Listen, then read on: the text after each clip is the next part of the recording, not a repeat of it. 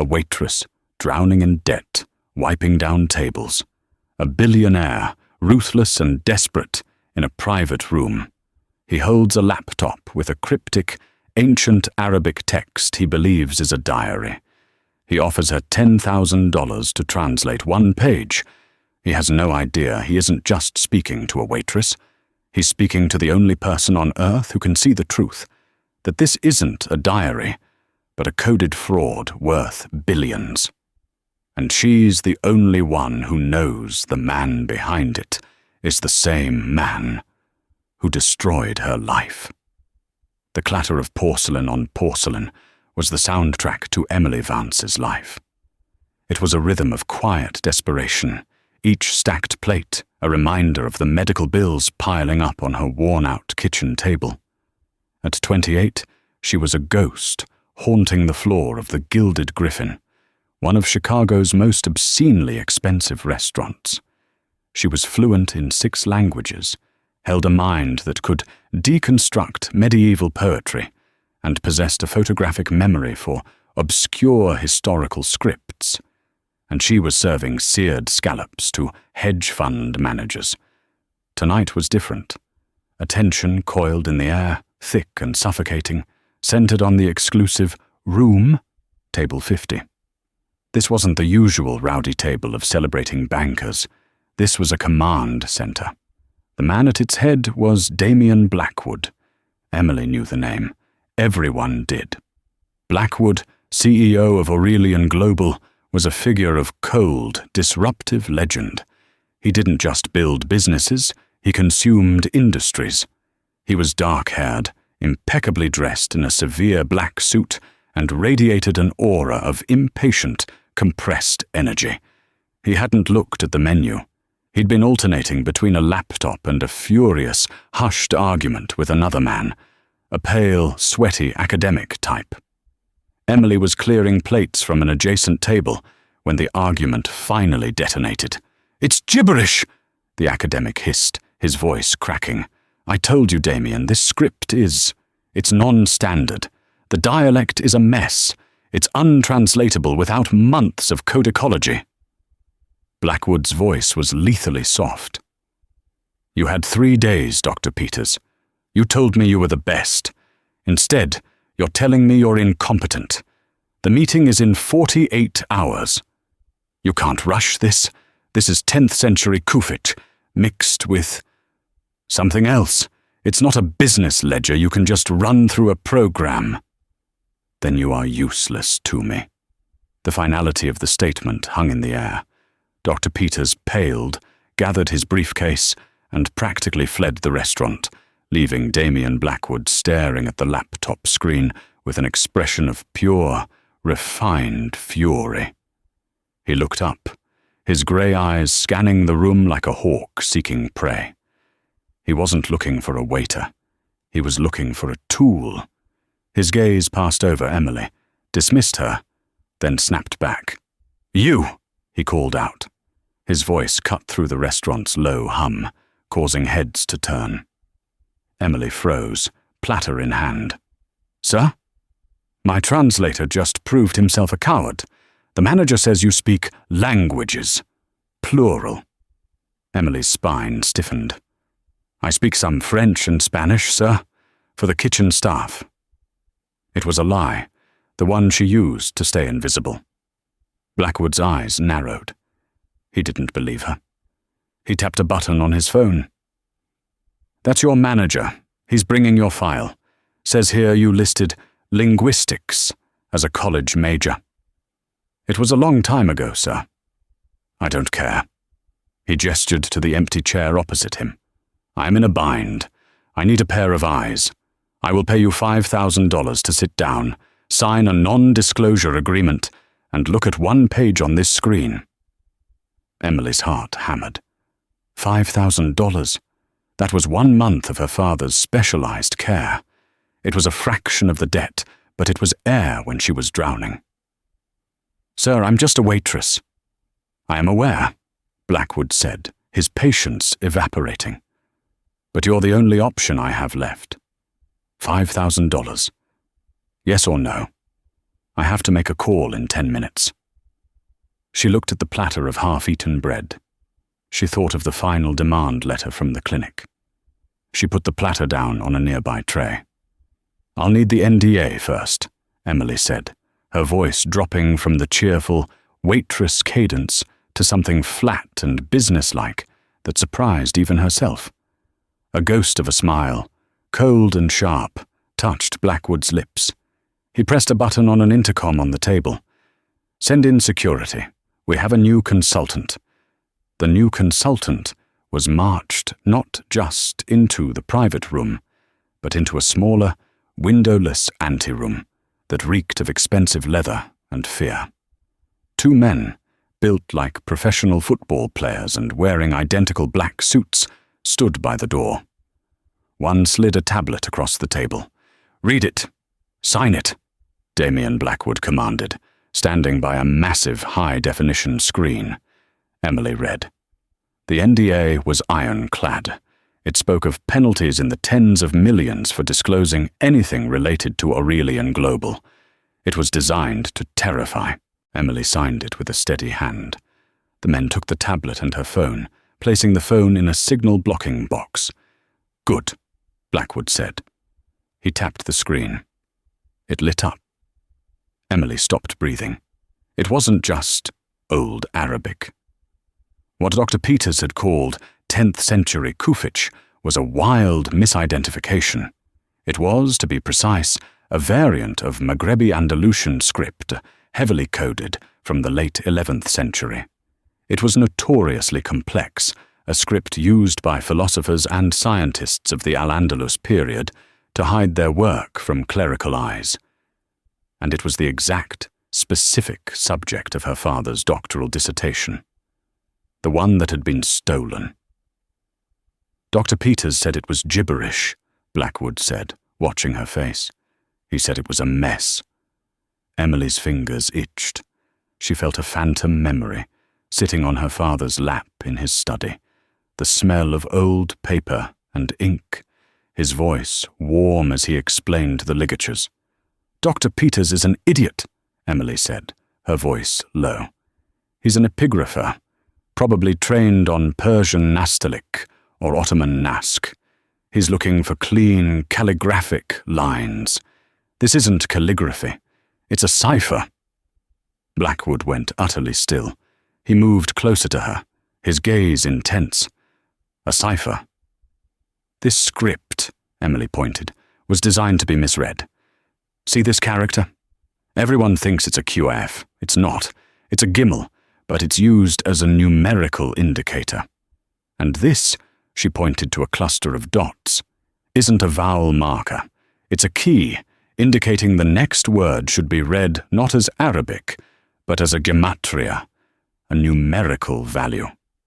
She was speaking without thinking, the years of suppressed knowledge, the academic passion she had been forced to bury, flooding to the surface.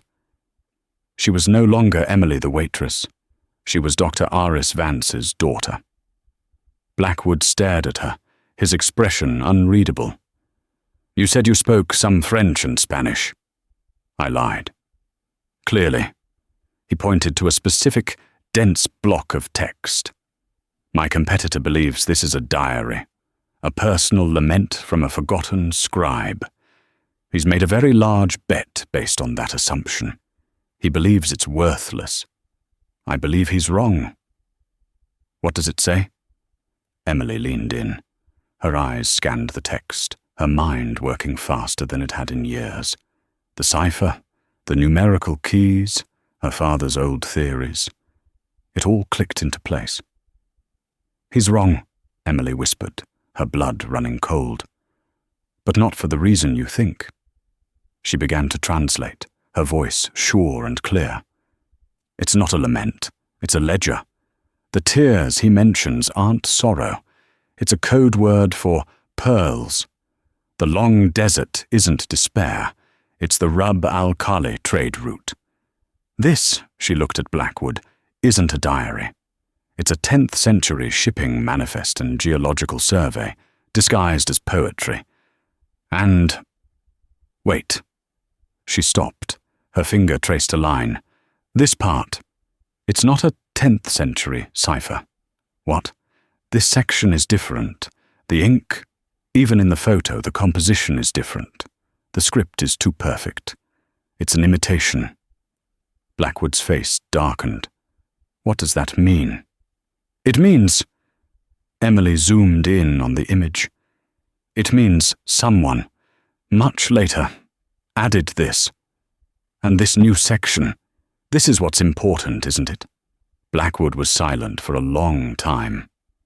The $5,000 was for looking. I'm changing the offer. He walked to the window, though there was nothing to see but a brick wall. My competitor, Titan Holdings, is using this document to validate a massive trillion-dollar energy claim. They are claiming this text gives them historical precedent to a vast tract of desert land, rich in resources. Lithium, Emily guessed. Blackwood nodded. He says this diary proves his ancestors had rights to the land. He's using it as a PR tool to sway the International Arbitration Court. I'm trying to prove him a liar. I need to know what this really says, all of it. He turned back to her. I will pay off every cent of your debt. I will give you a $2 million advance. I will provide housing, security, and access to any database you require. In exchange, you belong to me until this translation is finished and you testify to its meaning. Emily thought of her father, sitting in a sterile white room, his brilliant mind clouded, destroyed by a system that betrayed him. This was her chance, not just for the money, but for something else. I need one more thing, Emily said. Name it. I need the name of the world-renowned expert Titan Holdings hired to authenticate this manuscript.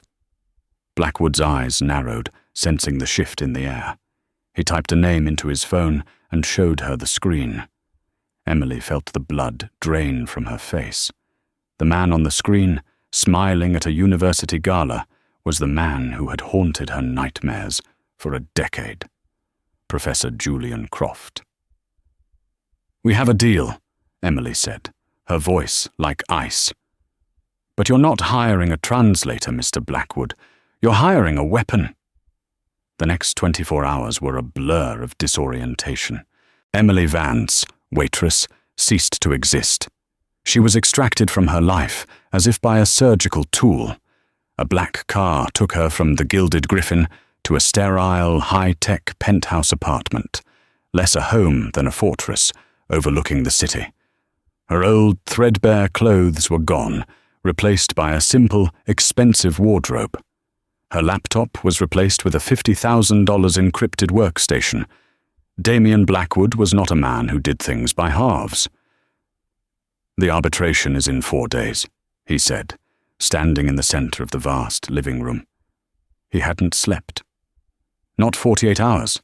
I lied to motivate Peters. Lying is a useful tool. You, however, will not lie to me. What do you see? The screen in the penthouse was the size of a wall. On it was the scribe's compass, as the media had dubbed it, in stunning, microscopic detail. I see a forgery, Emily said, sipping the first decent coffee she'd had in years.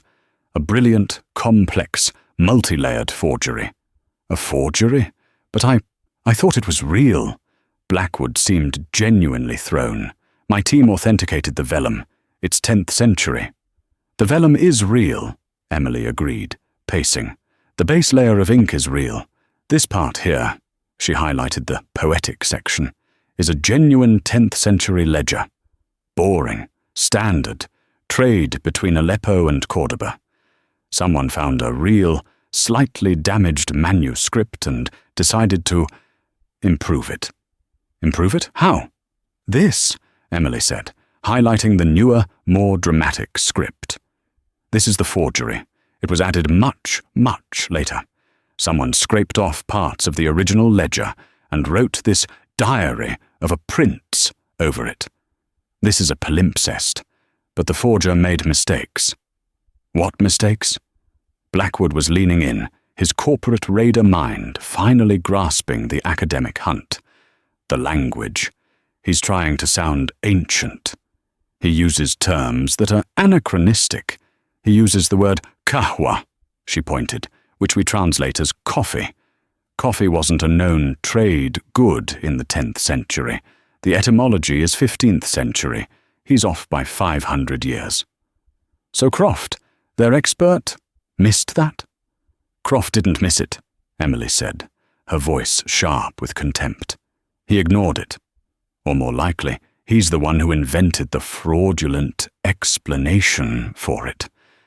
She zoomed in again, this time on a section that was barely visible, a footnote at the bottom of the page. The forger was clever. He used a base ink of carbon and gum arabic, consistent with the period. But to get this specific shade of dark, oxidized brown, he added an accelerant, a chemical binder. She typed furiously into the workstation, cross-referencing databases she hadn't seen since her graduate school days. He used ferric tannate, Emily whispered, stunned. It's an ink composition that wasn't stabilized for manuscript use until the mid-19th century. Specifically, it was popularized by a French chemical company, Lefranc and Bourgeois, in 1856. Blackwood was silent. So, this document, this entire trillion-dollar claim, is based on a 19th century fake? Yes, Emily said. Titan Holdings is claiming historical rights from a 10th century prince who, in reality, is a 19th century con artist who liked coffee. Blackwood should have been elated. He should have been celebrating. Instead, he looked darker than ever. It's not enough, he said, shocking her. What do you mean, not enough? It's definitive proof of fraud. It's your word against Julian Croft's, Blackwood snapped, his composure cracking. You see this?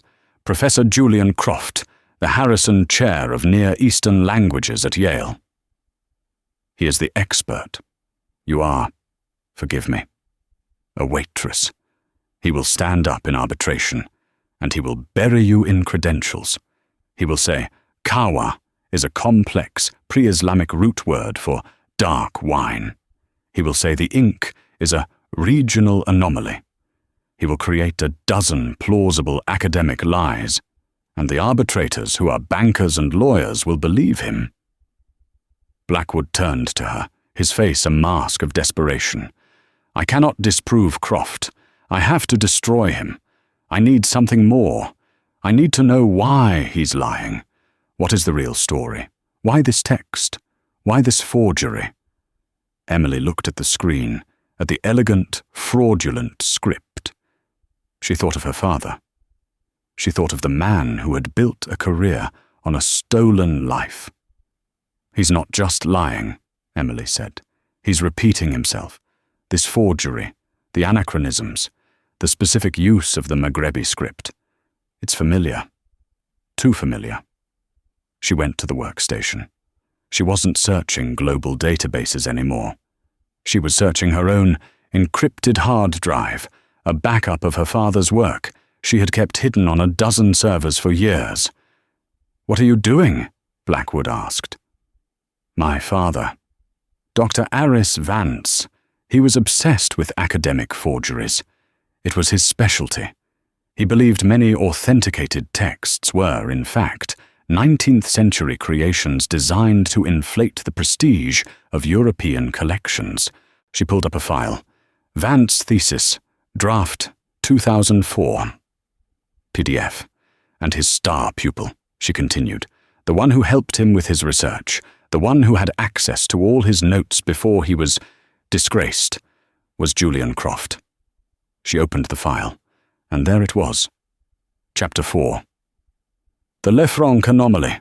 Ferric tannate as a marker for 19th century Orientalist forgeries.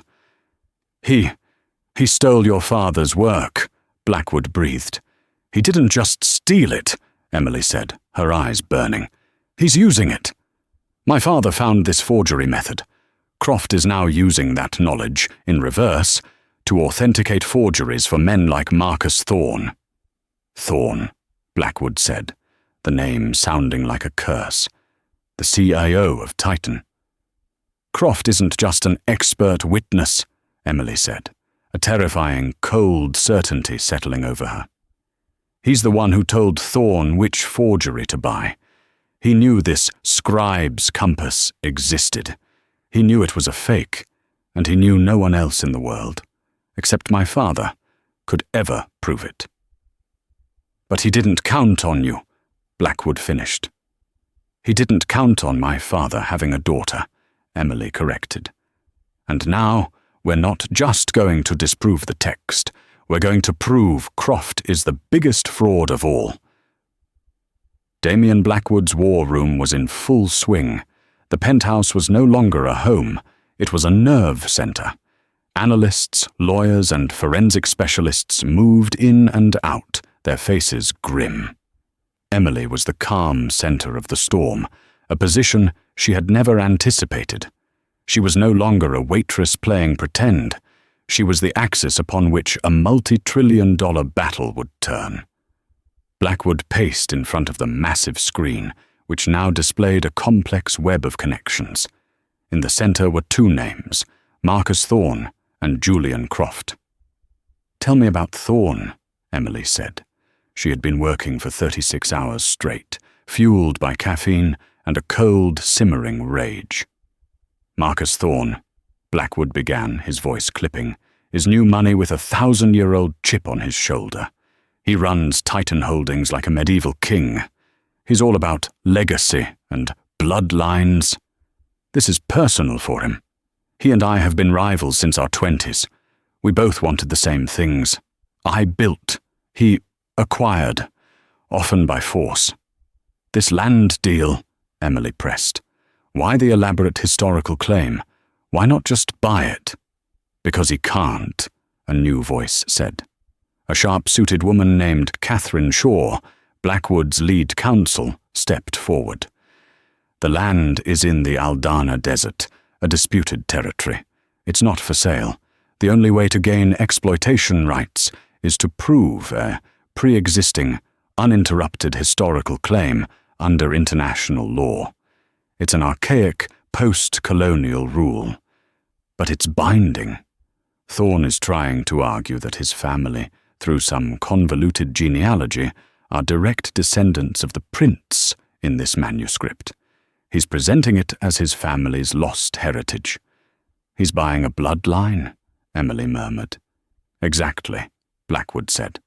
"And Julian Croft is his tailor. For a high enough price, Croft will weave any history you want. He's been doing it for years, authenticating lost Rembrandts for Russian oligarchs, finding ancient Roman deeds for real estate moguls. He's the most respected art historian and linguist in the world, and he's completely, utterly corrupt." Emily looked at the file they had on Croft. It was thick. He lived in a $10 million penthouse in New York, owned a villa in Tuscany, and chaired 3 different, obscenely wealthy foundations, all on a professor's salary. "This is where it gets complicated," Blackwood said, pointing to the connection between Croft and Thorne.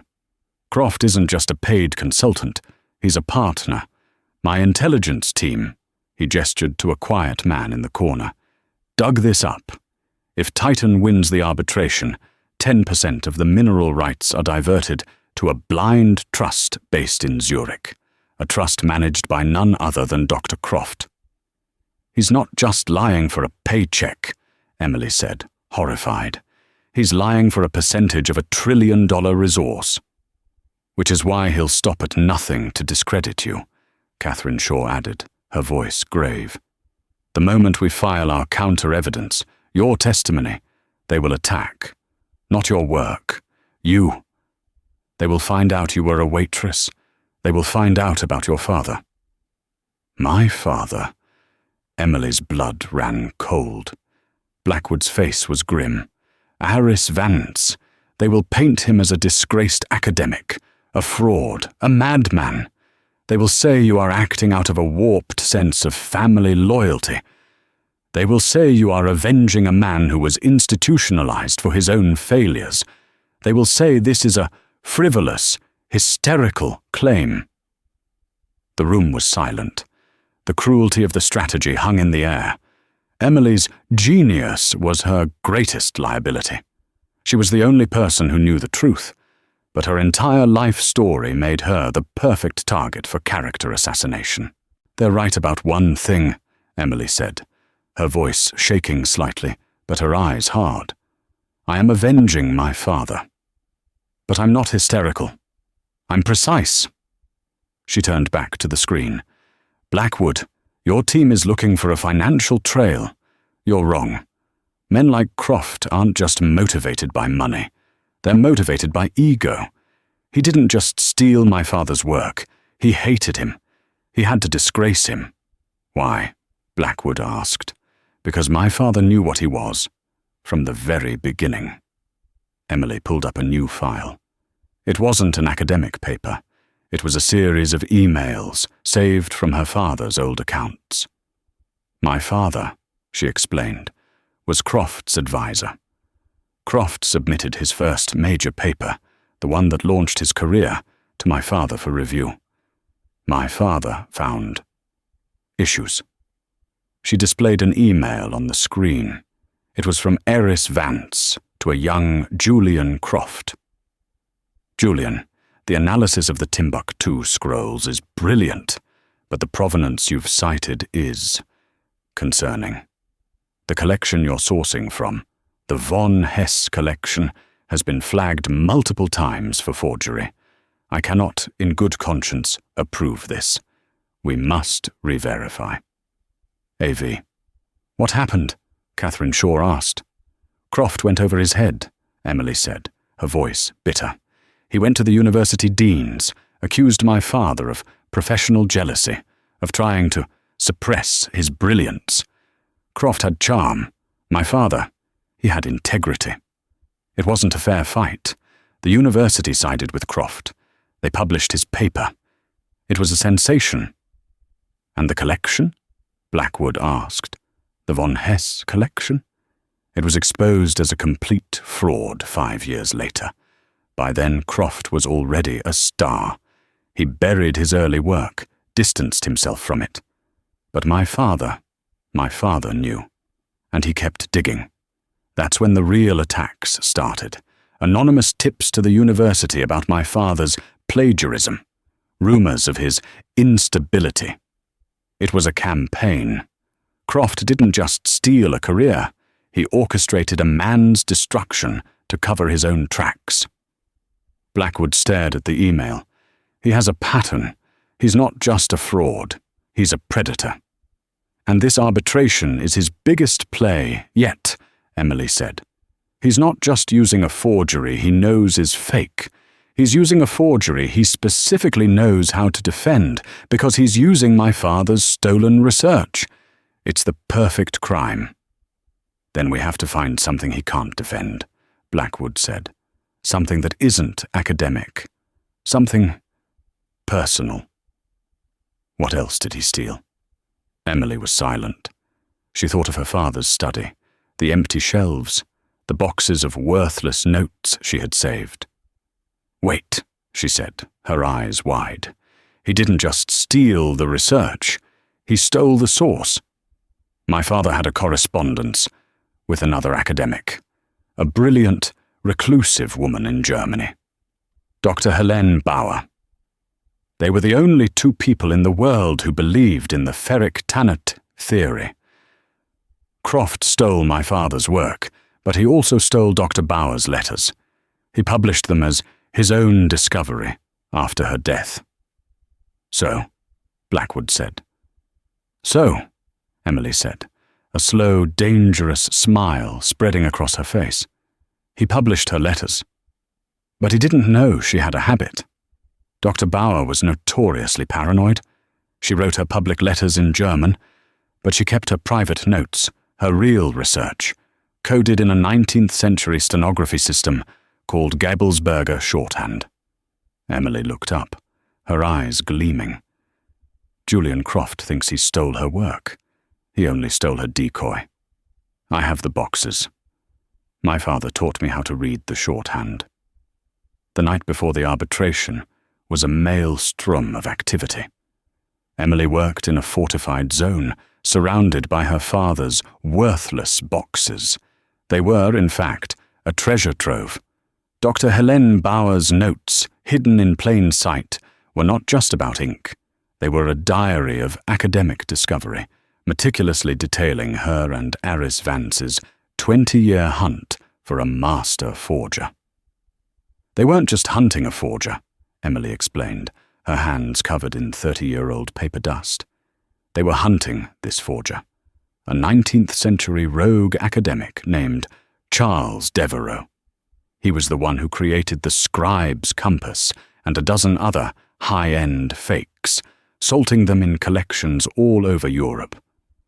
So Devereux is the source of the fraud, Catherine Shaw said, clarifying for her legal brief. He's the original source, Emily corrected, but Croft is the modern one. Look at this. She pointed to Dr. Bauer's shorthand notes. Bauer and my father were close to proving their case. They had identified the ink, the paper, the anachronisms.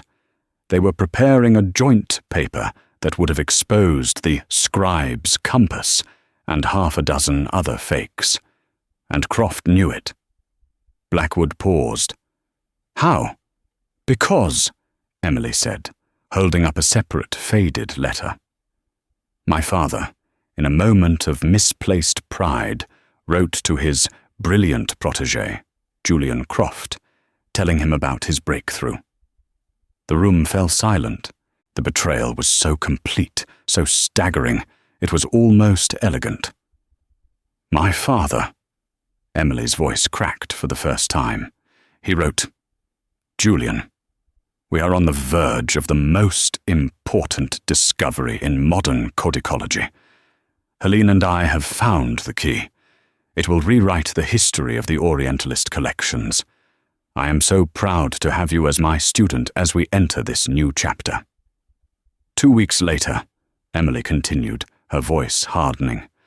The first anonymous plagiarism accusation was filed against my father. 6 months later, Dr. Bauer died of a sudden heart attack, and my father had his first complete mental breakdown. Croft didn't just find this forgery. He inherited the knowledge of it. He suppressed my father's and Bauer's real research so he could one day exploit the very fakes they were about to expose. Damien Blackwood, a man who had bankrupted competitors without blinking, looked physically ill. He's a monster. He's a committee chairman, Emily said. Now we have what we need. The scribe's compass is a 19th century fake. Croft knows it, and he's lying to facilitate a $1 trillion fraud. He built his career on the stolen, suppressed research of the two people who could have exposed him. It's a closed loop. It's perfect. It's not, Blackwood said. It's not perfect. There's one person he never accounted for. Me, Emily finished. The arbitration was held in a private, wood-panelled tribunal in Geneva, a place of suffocating old-world money. Marcus Thorne was there, looking regal and confident, and beside him, smiling, was Professor Julian Croft. Croft was exactly as Emily remembered, handsome, charming, with a politician's smile and dead eyes. He looked like the very picture of academic authority. He gave his testimony first. It was a masterpiece of deception. He spoke for 3 hours. He called the scribe's compass a singular, miraculous survival. He explained the kahwa reference as a poetic metaphor for the soul's dark introspection. He dismissed the ink variations as damage from a 17th century fire in a Constantinople library. It is, in my esteemed, professional opinion, he concluded, beaming at the 3 grim-faced arbitrators, an unassailable, authentic 10th century document, a testament to Mr. Thorne's remarkable and unbroken family lineage. It was brilliant. He had an answer for everything. Emily, watching from the back room, felt a moment of profound doubt. He was so good at this. And now, the lead arbitrator said, the defense, Aurelian Global, presents its own expert witness, Ms. Emily Vance. Emily walked into the room. Julian Croft looked up, annoyed by the interruption. His eyes scanned her. He saw a young woman in a simple, severe suit. He saw a nobody. His smile was patronizing. He didn't recognize her. Ms. Vance, the arbitrator said, your credentials are not listed. You are listed as an independent consultant. Yes, Emily said, her voice clear and carrying. Marcus Thorne scoffed. This is a joke. They bring a child. Where did you find her, Damien? A coffee shop? The irony was so thick, Emily almost smiled. Professor Croft, Emily said, ignoring Thorne. It's an honor. I've followed your work my entire life. Croft beamed. Thank you, my dear. It's always lovely to meet an admirer, though this is hardly the place. I particularly admired your first paper, the one on the Timbuktu scrolls, the von Hess collection, wasn't it? The smile on Croft's face froze. His eyes sharpened. The room's temperature dropped. That was a very minor, early work, he said, shifting in his chair.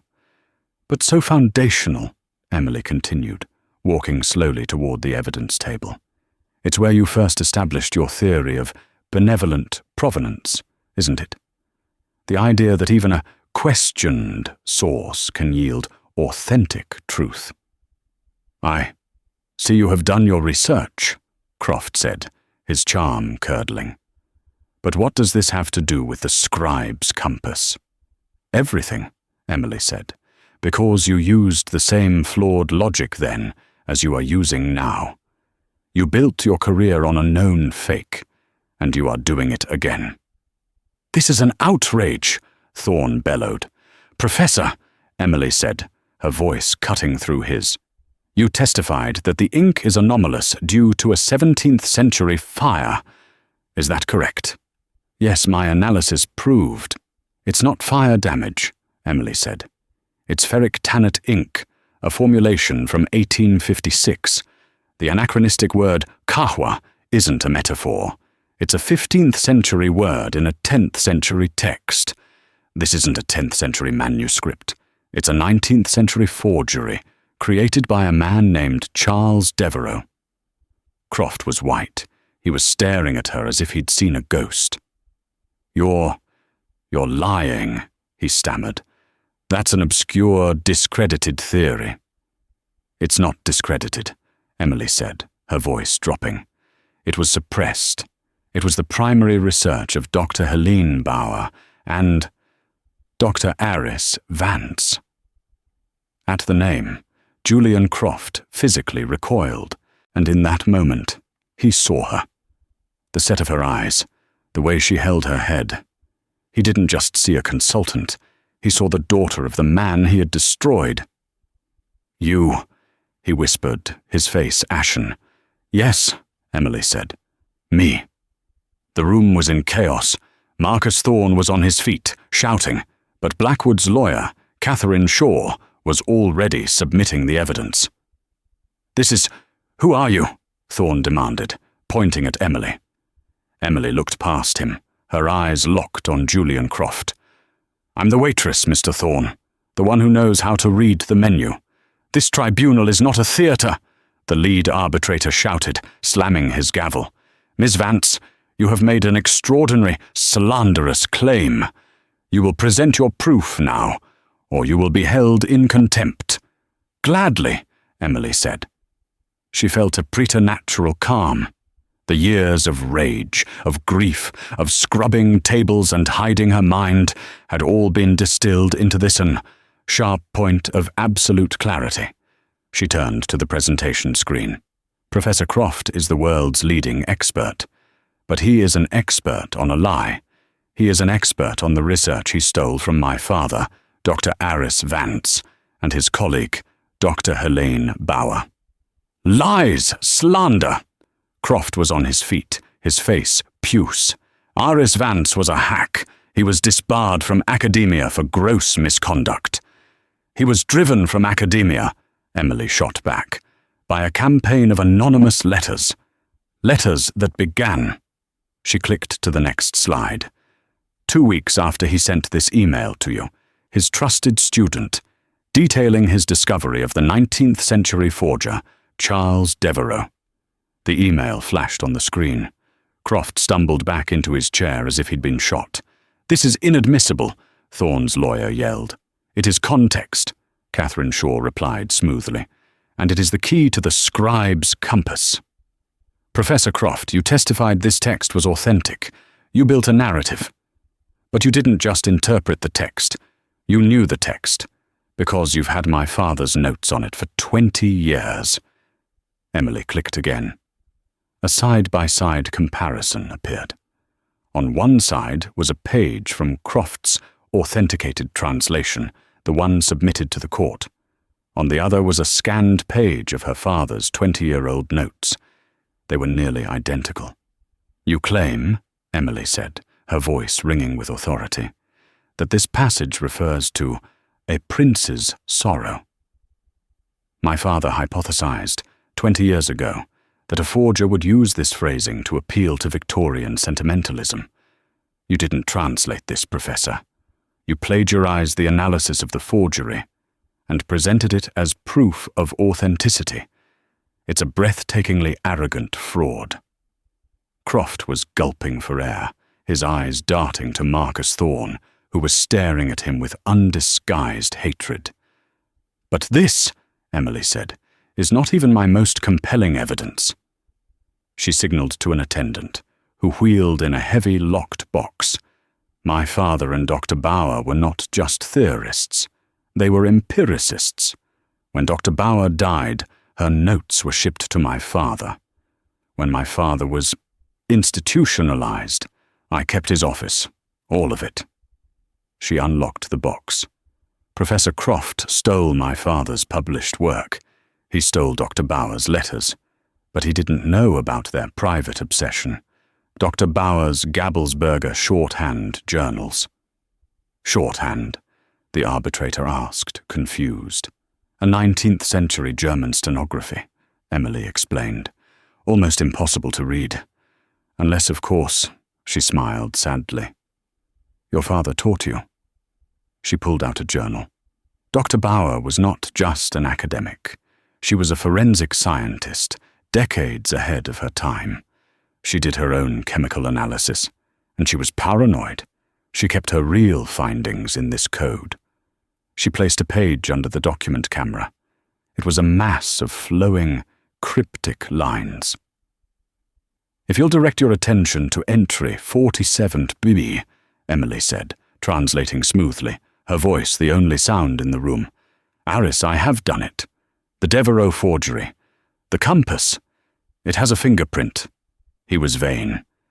In the final colophon, hidden in the decorative border, he used an ink base mixed with... She paused. "A unique protein binder." Emily looked up, her eyes finding Croft's. Dr. Bauer, in 1999, isolated the binder. It was a custom mix, using a very specific and very rare additive. It is rabbit skin glue, but not just any. It is from the Silver Martin, a breed specific to one estate in Anjou. Devereux the forger was apparently a dandy. "This is insane," Thorne yelled. "Rabbits?" "A fact," Emily said, "that would be impossible to prove, except for one thing. Dr. Bauer, brilliant and paranoid, obtained a sample of the 19th century glue for comparison, and she kept a sample of the scribe's compass ink, which my father held for her." She held up 2 small glass vials. One contained a dark powder, the other a flake of dried ink. "This," she said, "is the final piece. My father's notes, Dr. Bauer's coded journal, and the physical evidence. The scribe's compass is a 19th century fake. Professor Croft knew it because he stole the research that proved it. And he has been lying, under oath, to this tribunal." The lead arbitrator looked at the vials. He looked at the side-by-side plagiarism. He looked at the email. He looked at the white, trembling face of Julian Croft. "Professor Croft," the arbitrator said, his voice dangerously quiet. "Do you have a response to Miss Vance's decryption?" Julian Croft opened his mouth. No sound came out. He had built his entire life on a mountain of lies, and a waitress with a photographic memory had just pulled the cornerstone. He looked at Emily, and in his eyes she saw not just defeat, but terror. He had been found out. He began. "He's lying!" Marcus Thorne suddenly roared, standing up and pointing a trembling finger at Croft. This traitor! He told me it was real. He sold me this. He defrauded me. I am a victim here. Arrest him. Arrest this man for fraud." In that moment, the entire case collapsed. Thorne, in a desperate act of self-preservation, had just become the prosecution's lead witness. Damien Blackwood, silent until now, leaned over to Emily. "You didn't just disprove him," he whispered, a note of pure awe in his voice. "You made his own partner crucify him." The tribunal room did not just fall silent, it imploded. The sound of Marcus Thorne's voice, bellowing his betrayal, shattered the suffocating, genteel atmosphere like a wrecking ball through stained glass. "He defrauded me!"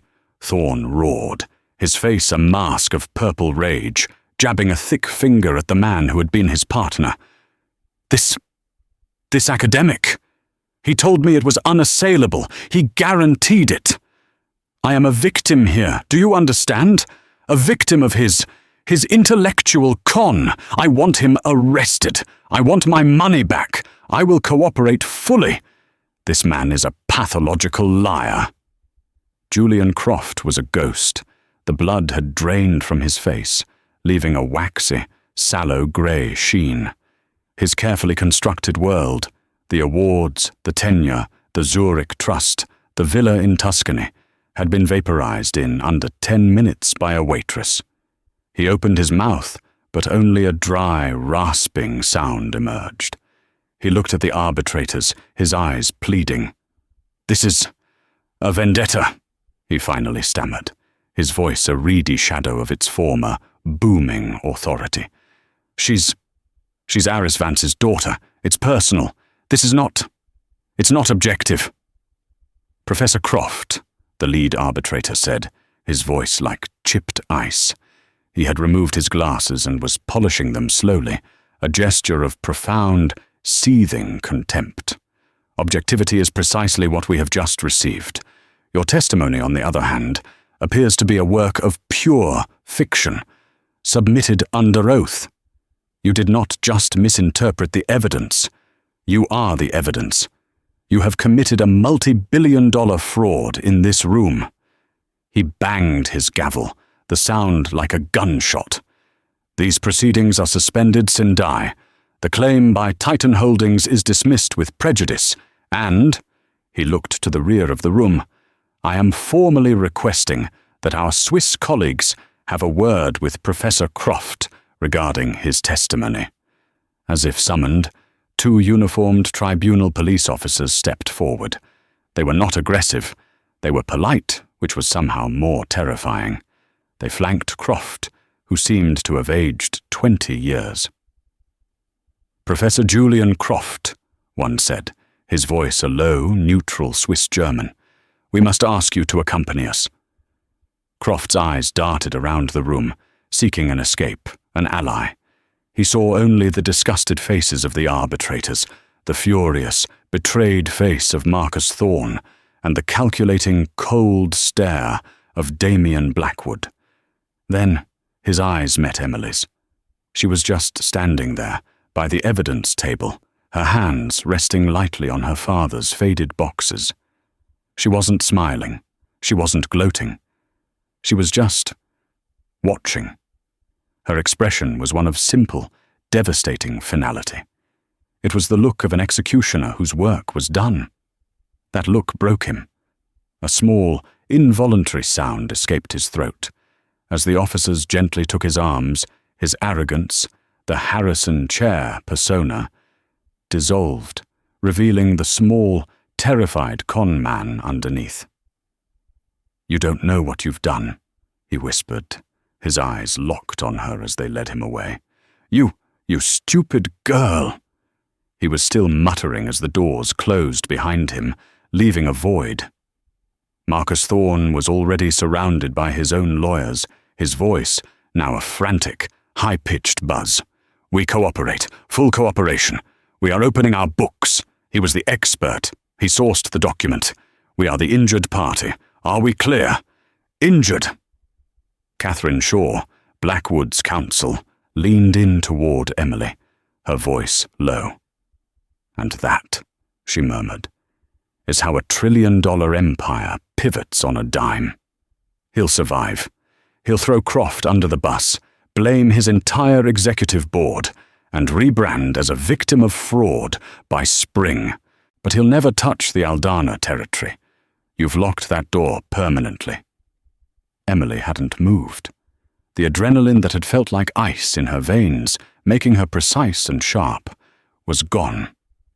In its place, a crushing wave of exhaustion rolled in. The room was spinning. The voices of Thorne and the lawyers blurred into a dull roar. She had been awake for nearly 72 hours. She had avenged her father. She had won. She felt a hand on her elbow, firm and grounding. It was Damien Blackwood. "Come," he said, his voice quiet. "This part is for the jackals." He guided her out of the tribunal and into a silent, marble-floored anteroom. The sudden quiet was deafening. Emily leaned against the cold wall, her legs shaking so badly she was afraid they would give out. Blackwood stood opposite her, not crowding her, just observing. His face was unreadable, but his eyes, usually so cold and assessing, held a flicker of something she had never seen there. Profound, unadulterated awe. "In my life," he said, his voice just above a whisper, "I have bankrupted companies. I have staged hostile takeovers. I have destroyed the reputations of men far more powerful than Thorne. But I have never seen what you just did." He shook his head, a small, incredulous smile playing on his lips. "You didn't just win an argument. You didn't just present evidence. You walked into his fortress, identified the single load-bearing pillar, and pulverized it with a single perfectly placed word. Vance. It was a work of art." Emily finally took a deep breath, the first one that felt like it reached her lungs. "He was a bad academic," she said, her voice hoarse. "He plagiarized. He faked his footnotes. The rest was just collateral damage." Blackwood let out a short, sharp laugh. It was a genuine, startled sound that seemed to surprise even him. "Collateral damage. You call a $1 trillion energy claim collateral damage. My God." He straightened his tie, the businessman returning. "Well, the agreement stands. Your father's debts are gone, wiped clean as of this morning. The $2 million is in a trust, as promised. But that's a joke now. It's insulting. You didn't just save me from a bad investment. You handed me the weapon to permanently cripple my biggest rival. I own him now. He knows I know exactly how far he was willing to go." He stepped closer. "So I'm amending the offer. The $2 million is a signing bonus. I'm starting a new division at Aurelian Global. The Antiquities and Legacy Risk Division. I want you to run it. You won't just be an analyst. You'll be my personal blade. You'll vet every acquisition, every merger, every piece of art I buy. You'll hunt for the forgeries in other people's vaults. You'll have an unlimited budget, your own lab, and a team of 50. You'll answer to no one but me. I'm not offering you a job, Ms. Vance. I'm offering you a kingdom. Name your price." It was the ultimate temptation, a life of power, a life of respect. A life where she held the power of destruction, where she was the one people feared. Everything her father was denied, everything she had craved in her darkest, most bitter moments, while wiping down tables. Emily looked at his outstretched hand. She thought of Julian Croft's terrified, hateful eyes as he was led away. He had been corrupted by that same hunger. She pushed his hand away, gently. "No, thank you, Mr. Blackwood." He was, for the second time that day, rendered speechless. "No? No? Do you want to go back to the Gilded Griffin? To serving scallops?" "I want to go see my father," Emily said, a real, weary smile touching her lips. "I want to take him out of that clinic. I want to sit in a quiet room and read a book that isn't a 19th century forgery. I've spent the last 10 years surrounded by bitterness. I won't spend the next 50 surrounded by yours." "That's admirable," Blackwood said, clearly struggling to compute her decision. "But it's a waste." "It's not. As for the 2 million, Emily said, pushing herself off the wall, her strength returning. "I have a counteroffer. I'll take it. But not for me. I want you to use it to start a foundation." "A foundation?" "The Vance Bauer Foundation," Emily said, her voice clear and strong, "for the study of academic integrity and the forensic analysis of historical artifacts. I want my father's name and Dr. Helene Bauer's on the front of a building, funding the next generation of geniuses. I want to fund the students who get overlooked, the ones who choose the truth instead of tenure." She looked him dead in the eye. "That's the real victory. That's my price." Blackwood stared at her for a long, silent moment. He was recalculating. He was seeing, perhaps for the first time, a person who was not a pawn or a player, but an entirely different kind of force. "A foundation," he repeated, a slow, dangerous smile spreading across his face. "Fully endowed. By me. You are a terrifyingly good negotiator, Miss Vance. You've managed to get my money and keep your soul. A rare feat. It's done. The Vance Bauer Foundation will be a reality by morning." He offered his hand again. "I have a feeling this is a much more profitable partnership in the long run." This time she shook it. 2 weeks later, Emily Vance walked through the heavy brass doors of the Gilded Griffin. It was 5:15 p.m. on a Friday. The clatter of porcelain, the smell of seared butter and old wine, the soundtrack of her desperation, it was all the same. Her old manager, Robert, his face stressed, was at the maitre d' stand. He saw her, and his face went from stressed to furious. "Emily! My God, where have you been?" he hissed, marching over to her. "You walked out 2 weeks ago. No call, no show. Do you know what kind of mess you left? We thought you were dead, or in jail. You can't just vanish." The staff in the dining room froze. They all turned to watch. Emily looked at him calmly.